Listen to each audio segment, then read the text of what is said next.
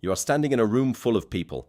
Music is playing, glasses are clinking, someone nearby is laughing, and somewhere deep inside your chest there is a hollow, aching quiet that has nothing to do with noise. You are not alone, and yet you have never felt more alone in your life. That feeling has a name. It has a cause. And the answer reaches back much further than the party you're standing in right now. It reaches back to the savannah, to the campfire, to a version of you that lived and died in a group of 25 people and never once stood in a room with strangers. For most of human history, your brain never had to do what it is doing right now. Social scientist Robin Dunbar spent decades studying the size of human social groups across cultures and across time. His research produced what is now known as Dunbar's number. The number is 150. That is the cognitive ceiling of your social brain. The maximum number of people your mind can genuinely track, trust, and care about at once. Beyond that number, the brain starts to lose its grip. Faces blur, bonds thin. The circuitry that evolved to keep you safe inside a tribe begins to misfire. Now look at the room you're standing in. There are 300 people here. Your brain does not know most of them. But here is what is strange. Your brain does not simply ignore them. It monitors them. It watches their posture. It reads their expressions. It scans for signals of acceptance or rejection. It is doing this constantly, automatically, without your permission.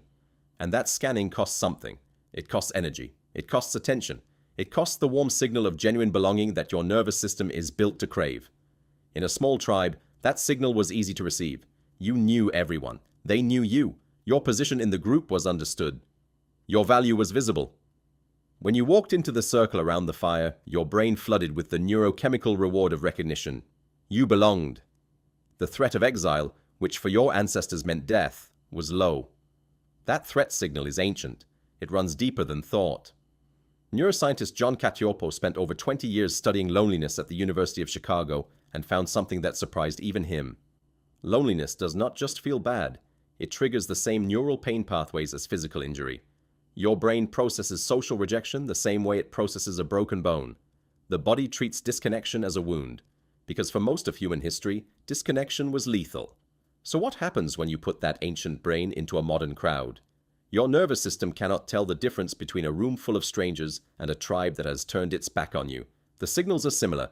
Unfamiliar faces, unclear alliances, no confirmed position within the group, no signal of recognition from the people around you, and so it does what it was built to do. It raises the alarm. It fills your chest with that hollow quiet. It tells you something is wrong. Nothing is wrong, but your brain does not know that. Here is where it gets more complicated. Modern life does not just put you in rooms full of strangers. It puts you in contact with thousands of people every single day, through your phone, through social media, through the ambient hum of a city that never stops moving. Each of those contacts is a half-formed social signal, a face without a story, a name without a voice, a reaction without a relationship. Psychologist Sherry Turkle at MIT has studied what she calls the paradox of connected loneliness.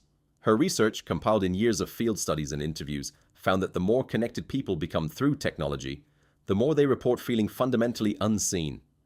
The problem is not the number of connections, it is the depth. Your brain does not run on quantity, it runs on quality. It needs what Cacioppo called felt understanding, the sense that someone genuinely perceives you, not your profile, not your performance, you. 100 likes does not satisfy that need. It teases it. It gives your dopamine system just enough of a hit to keep reaching while the deeper hunger goes unfed. Now think about your own life. Think about the last time you felt genuinely seen. Not complimented, not entertained. Seen. Someone looked at you and understood something true about you without you having to explain it. That feeling is ancient. It is the feeling your ancestors lived inside every single day. And in the modern world, it has become rare.